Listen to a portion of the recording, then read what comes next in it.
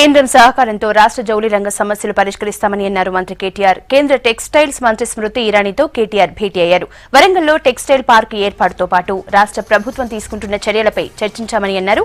సమస్యల పరిష్కారానికి సహాయం చేయాలంటూ వినతి పత్రం ఇచ్చినట్లు చెప్పారు. పార్లమెంటు సమావేశాల తర్వాత రాష్ట్రానికి స్మృతి ఇరానీ వస్తానని హామీ ఇచ్చారని అన్నారు.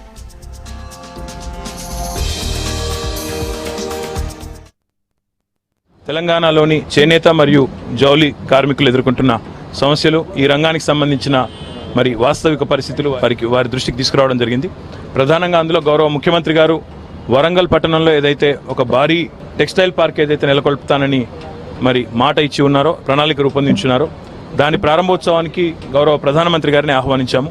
ఆ విషయాన్ని కూడా స్మృతి ఇరానీ గారి దృష్టికి కూడా తీసుకుని రావడం జరిగింది. అదే రకంగా తెలంగాణలోని వివిధ ఇతర క్షేత్రాలు, కార్మిక క్షేత్రాలు, సిరిసిల్ల కానీ, అదే రకంగా చేనేతకు మారుపేరైన పోచంపల్లి, నారాయణపేట, గద్వాల అన్ని సమస్యలను కూడా లిఖితపూర్వకంగా వారికి నివేదించడం జరిగింది.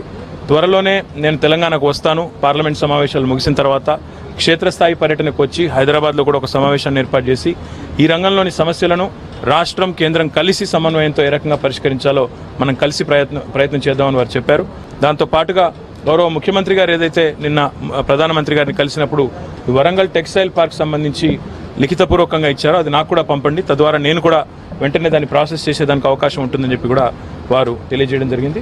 తప్పకుండా స్మృతి ఇరానీ గారి సహకారంతో రాష్ట్రంలోని చేనేత, జౌళి రంగానికి సంబంధించిన సమస్యలను శీఘ్రగతిన పరిష్కరించే ప్రయత్నం చేస్తామని తెలియజేస్తారు.